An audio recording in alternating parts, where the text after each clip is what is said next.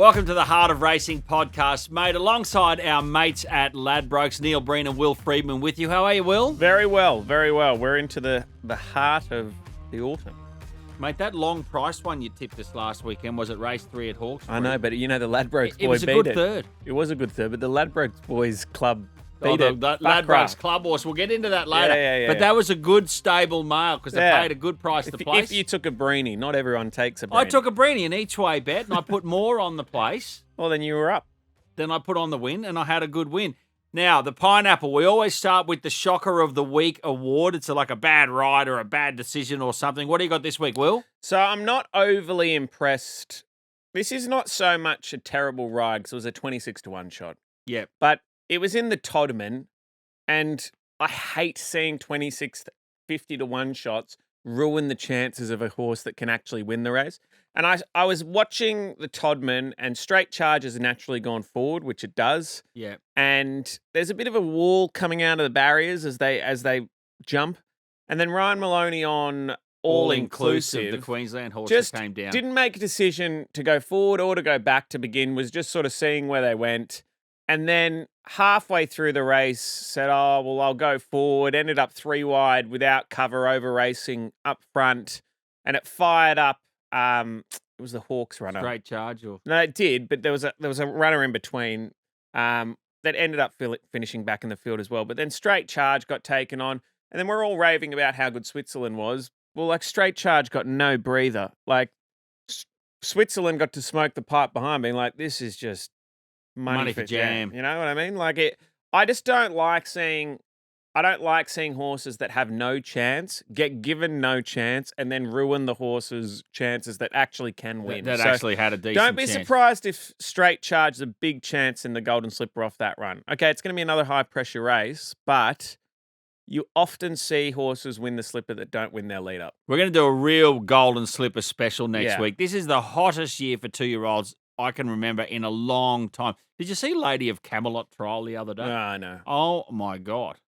They had afterburners on there. A good 2-year-olds left, that right, Blue and centre. Diamond run was enormous. Like, Massive, yeah. another one. Hayasugi knocked it off at the end, but it was a good run. Because it was another one that just got taken on up front and You just had to hang in there. But, you know, I suppose that is the one downside about going forward. Often you get the run of the race and there's no pressure and you can go and win, and the back markers can't get into it. So maybe I'm over-exaggerating. Yeah, well, that's it. Like horses that go down the back. Look at Fangirl. Yeah. Otherwise, we'd turn into American racing. Got beat, you know? But otherwise, we'd turn into American racing, which is just go as hard as you can out of the gates. So there's still some tactics involved. So didn't work out, but I just thought it was unnecessarily.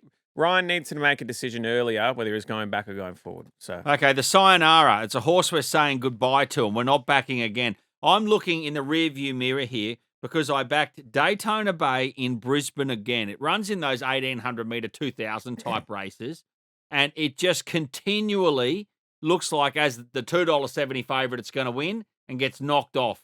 And I've been doing my money cold on it. So it's out, It's all right? out, done. If I back Daytona Bay over 2,100 metres at Eagle Farm next week or something. You'll get conned into it again, no doubt. These horses always do, because you have a few You go, beers "Oh, and you go, I've watched this race a few times. It's due one. One thing that actually Lee, my uncle, said, he said, you can back a horse off a vet problem, never back a horse off poor form. He said, never back a horse that can't win. So anyway, I can agree with you there. The problem is it's in good form, but it just can't win. Who are you sayonaraing? I'm on my old faithful Coleman. Yeah, the 2-year-old. He was one of the I favourites thought- for the Blue Diamond. You were the underbidder, so you've been death riding, and it goes into the I Blue agree. Diamond at It's about actually- 450, but it ran badly. Like, I really like Matt Laurie. He's at Rose Hill at the moment. I saw Coleman come out. It got me even angrier just watching it right in front of my eyes. Look, to be fair, I think it's a big ask when they came out and said it didn't really handle Blue Diamond Day and the whole exposure of it. And then coming up here, going Sydney way for the first time in another big race. I know. So it's in the, do you call it the Pago or the Pango? Well, You don't care. Depends what time of the day it is. I get closer to the Pango. So, okay, so it's in the Pango. Yeah, the Pango. We're going to get to that soon. but- But you're sacking it. Yeah. Okay. Can't, like, I just You don't. say it can't turn the form around. No, and I think it's a fairly competitive Pago. So I think there's a few good chances in that race. Well, it's one of the feature races we're going to have a good chat about very soon. The So Simple, the horse we should have backed. Switzerland. Yeah, it was honestly, I was there watching it, and but Bushka. The way it got it, like how it wasn't odds on, surprised me. Like it has done I nothing know. wrong. Like I know, it was bizarre. unbeaten. There was always going to be a little bit of pressure on Straight Charge. I think people saw Straight Charge's last run and gone, oh well, maybe improvements come. But I think Switzerland.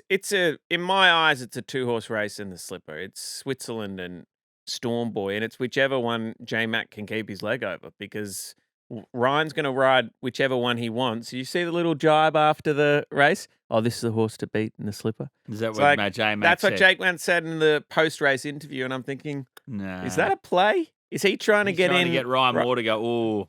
Ryan Moore's not that stupid. I think he's been around a bit, Ryan. He knows what's He's been up. a round or two for a pound or two. He knows what's going on. Okay, let's get into Gates Fly. The issue we want to talk about this week, and I don't want to bag the race because I like all races. I like Class 5 races at Toowoomba on a Saturday night, right? I like horse racing. Proper degenerate. Yeah, a proper. But the All-Star Mile, it's not quite working.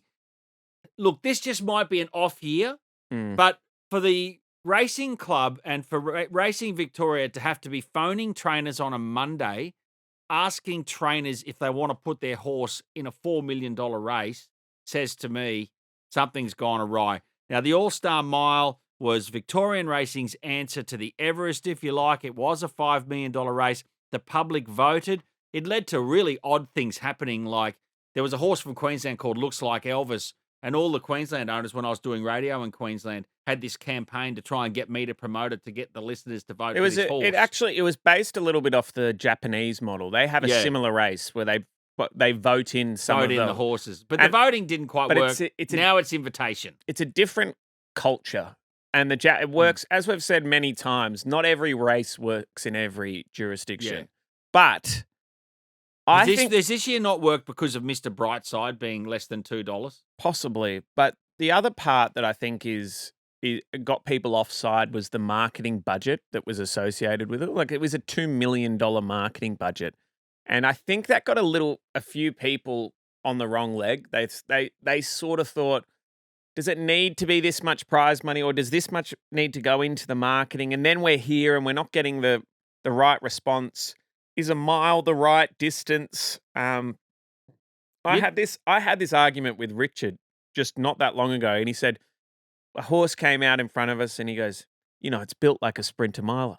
I said, what do you mean? That's pretty much the whole repertoire of Australian horses. Like, they're all sprinter milers. They're all sprinter milers. And he goes, no, like a sprinter, up to 1600. I'm like, no. Once we get over 1600, they're stays, like in Australia. So I think 1600 might be a little bit too far. And they're not getting the full Doncaster field to go to Melbourne. That's the point of it, isn't it? That's the issue. Whereas the Everest is attracting the best sprinters. Okay, Imperatriz was an anomaly last year. But this hasn't sucked horses away from New South Wales. The Doncaster is still the prize jewel. Like, Fangirl's not down there trying to win that $4 million because it doesn't care. That's right. And as I said, it's the prize jewel, the Doncaster. It's Group 1, the black type, the lot. The actual program for... Your phone keeps ringing today, God, it's Will. my partner. You got to turn it on to silent, bro. It is, but she overrides it. But in the end, what happens is when we have the Doncaster, sorry about this. When we have the Doncaster, the actual sprinting ranks needed a pinnacle. Yeah. Like, before the Everest came along, what was the number one sprinting race to win? Like, what was it? Was it the Newmarket? Was it the TJ? There was actually not a pinnacle. No, so I agree. But there is a pinnacle for the mile, which is the Doncaster. Yep. And you're doing it 3 weeks later. It just, the mile doesn't suit. And, like, that's why the Melbourne Cup works, because it's the prized 2-mile race. Hang on. So you're saying the Doncaster is the pinnacle mile, so we can't have another pinnacle mile. That's the point you're making. So it needs to find a pinnacle distance. But the problem is we've got a pinnacle sprint race. Yeah. We've got pinnacle middle distance races. Sort of the Everest has stolen that pinnacle sprint race. It sort of just sits in that grey area, like where nothing's really there's not a need for it. And I Yeah. think that's what is failing about this concept is there's actually no need for the concept because Well, there was a need because Racing Victoria, but that's in its mind, had to compete with the new race concepts that were coming up out of New South Wales and hurting their spring. So this was a little bit of firing a bit of artillery back over. it's almost like in my mind the autumn needs another Everest. Do you know what I mean? Like we have the Everest. Have another one in the autumn. These horses are all competing against one another anyway.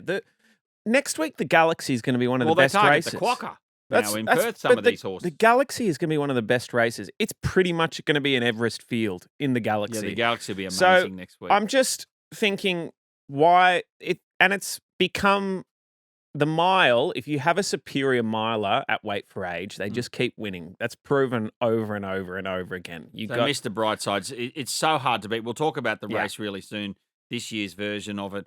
And the fact there's no black type, those things are not helping it. Look, to finish this off, one quick point I want to make is they may as well just run it on the big Flemington race day at Flemington. Yeah. Like make it part of that day. Instead of this Caulfield this year, Moonee Valley the next, Flemington the next, because it doesn't have a home. Where's it on it?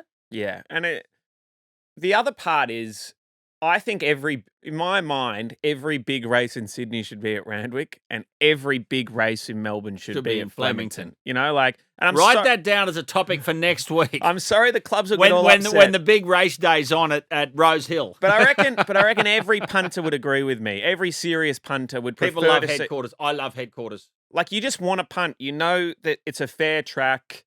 Like, it just, in my mind, the Golden Slipper should be at Flemington, at Randwick, and so should the Golden Eagle.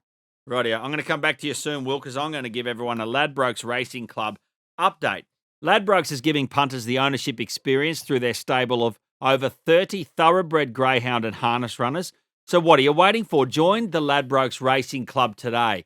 Okay, the Ladbrokes Racing Club went into the weekend, had a three-pronged thoroughbred attack, didn't quite walk away with a winner, but they all ran well. Galano kicked off proceedings at the Valley on Friday. Unfortunately, got too far back in the field. Can happen at Moonee Valley. Finished fourth, but pulled up well. Going to return to the Valley March 23 in a Group 2 race, the Alistair Clark over 20 and 40 metres, 2,040 metres. Farcra ran at Hawkesbury on Saturday. I think it knocked off one of Will's horses. Began awkwardly, ran wide at the turn, sustained a big run, went down by a small margin. Remark was the headline act for the Ladbrokes Racing Club as he took on a quality field in the Group 2 Challenge Stakes at Randwick. Tough race. Looked like he was going to be in the finish right up the straight. Overhauled late, finished fourth. Tommy Berry was happy with the run, stated that he would take good benefit from it. He's going to race in that hot race on Saturday week. Yeah. The next Saturday, Golden Slipper Day, the Galaxy, 1,100 metres at Rose Hill. So obviously the date is March 23, Golden Slipper Day. This is the heart of racing, mate, alongside our mates at Ladbrokes. We love being on board with them. Next, we give you the big bets we're going to have on this weekend's racing. Hey, Will, have you heard about the Ladbrokes Racing Club? Ladbrokes is giving punters the ownership experience through their stable of over 30 thoroughbred, greyhound and harness runners. Ladbrokes Racing Club members get the opportunity to name new runners and follow their progress from day one, all through the Ladbrokes app. Download the Ladbrokes app and join the Ladbrokes Racing Club today. T's and C's apply and available on the website. What's gambling really costing you? For free and confidential support, visit gamblinghelponline.org.au. Welcome back. This is the Heart of Racing, mate, alongside our mates at Ladbrokes, Neil Breen and Will Friedman with you. Let's get into this week's big ones. We'll go to Rose Hill first. The Coolmore Classic, 1,500 metres, Group 1, Zougotcha out of Barrier 2. He's the favourite, $4.20 on Ladbrokes. Tropical Squall, great run, the 3-year-old last start, $7.15. I'm going to talk about their barriers with you in a sec, Will. Barrier 17. Samana off 2 wins in a row, $8.50. Barrier 11. Komachi at $8. I think it's in barrier like 14 or something. Mate, these are tough barriers for some of the fancies. I really like Zougotcha here. Well, I think people fail to realise that Rosehill is described as a big track, but plays like a small one, and Yep.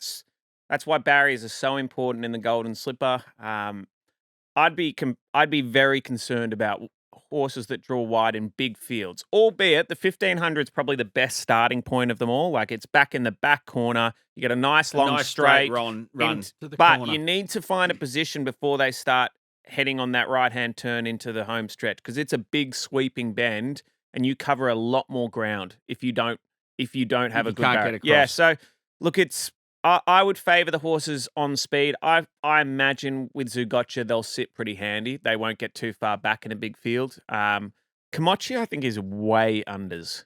Like, $8. I was reading a tweet. Someone said they thought it should have started 50-1. Like, its run last time in the light fingers was, I mean, it won the light fingers. Its run in the surround was Bit average. bit average, and taking on these older Tough horses. barrier. Zugotcha's a proper horse. Proper horses who gotcha. Uh, $4.20 from barrier 2. I reckon it's a It's a bet. that is a bet. If I'm going to take one on, like, if you're a favorite backer, that's the one I'm taking on. The only one, Tropical Squall, it'll give cheek at 1500. It'll be there a long way. It just depends what How Gay much and work Adrian and- wanted to do and from the how much barrier work. 17. There's no question what it'll be doing. It'll be going as straight forward, but it's just how much work it has to do to get across. Let's go to the Far Lap Stakes. Now, there is a stat here. Chris Waller has won this race 7 of the last 9 times. And a lot of them have been fillies. Like Winks won this race. So he's got Salt Coates. He's got 4 starters. Salt Coates is $5.50. Tutor Levita is at $9. Those are the Ladbrokes prices. They're the 2 he's got that are fancied. Macarena for the Hawks stable, $4.20 favourite. Les Vampire. Just, I don't know if it's a winner. Les Vampire always runs a decent race, doesn't win. It's at $5. It's amazing how some trainers, like Gay with the Doncaster for those several years, and, trainers, they just get a lock on a race. They know how to set a horse for it, and it's Waller. I don't know how you can bet around him. I have a soft spot for Tutor Levita. I've followed it all the way through. It lets me down from time to time, but I think it'll win a good race. And This could be it. This could be it. $9. I'm not as big a. I know Macarena's run was huge last time, traveling wide and then having to go forward. But I'm not as big a fan of the horse itself. I think it's been spruiked a little bit, but it could prove me wrong. It's probably a deserved favourite in this sort of race, but I like a horse like Tutor Levita from the 1500. I think it'll have last crack at it. Rightio, there's 2 two-year-old races. They're the last chance saloon races for the Slipper win. You can get into the Slipper. I'll call it the Pango. You can call it the Pago over 1,200 metres. Why that's never been resolved is beyond me. Gatsby's is all the rage. Yeah. All the rage. And it's coming off a maiden win at Canterbury, but the horse it beat donkey licked them on Wednesday. Was it? The Shalar one of It absolutely belted them midweek. So it's a $2.30 favourite for J-Mac and Chris Waller. It's a Schnitzel Colt. Coleman, your favourite horse. You were the underbidder. It was one of the favourites for the Blue Diamond. It failed in the Blue it's gone, Diamond. mate. We've It's talked about it. $4.50. I Sayonara. know. So you've sayonara'd it. So let's not bother with him. You can't bet around Gatsby's, I don't think. I don't think so either. They've had a good opinion of this horse for a long time.